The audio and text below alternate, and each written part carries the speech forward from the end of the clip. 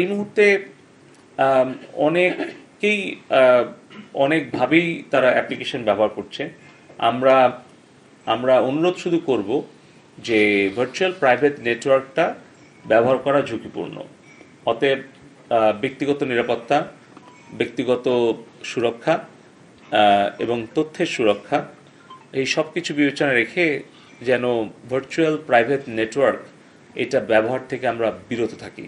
তাছাড়া দেখা যাচ্ছে আর্থিক লেনদেন যদি কোনো আমরা ভার্চুয়াল নেটওয়ার্ক ব্যবহার করে করি, তাহলে কিন্তু সেই পাসওয়ার্ডটা ভার্চুয়াল নেটওয়ার্ক প্রোভাইডার সে কিন্তু পেয়ে যাচ্ছে। তার মানে পুরোটাই একেবারে মানে বলতে গেলে আমরা যা কিছু করছি এটা একটা কাচের ঘরে করার মতো। মানে এটা কিন্তু ভার্চুয়াল নেটওয়ার্ক যে প্রোভাইড করছে তার কাছে কিন্তু পুরো তথ্যপাত্য সে চাইলেই পাবে।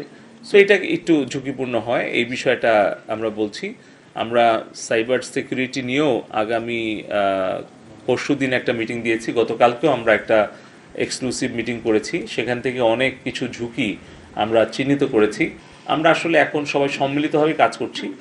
তো এই মুহূর্তে আমি নির্দিষ্ট কোনো অ্যাপ্লিকেশনের কথা বলছি না। এটা আমাদের আইন শৃঙ্খলা রক্ষাকারী বাহিনী, গোয়েন্দা সংস্থা তাদের নির্দেশনা পরামর্শক্রমেই আমরা প্রযুক্তিগত সহায়তা দিচ্ছি। ফলে তাদের যখন যেখানে যে ধরনের সহযোগিতা প্রয়োজন হচ্ছে আমরা একসাথেই কাজ করছি সেখানে তাদেরকে সেই সহযোগিতা দেওয়ার জন্য। ফলে আমি নির্দিষ্টভাবে কোনো অ্যাপ্লিকেশন বা কোনো প্ল্যাটফর্ম বা কোনো ওয়েবসাইট আমি এই মুহূর্তে উল্লেখ করতে চাচ্ছি না।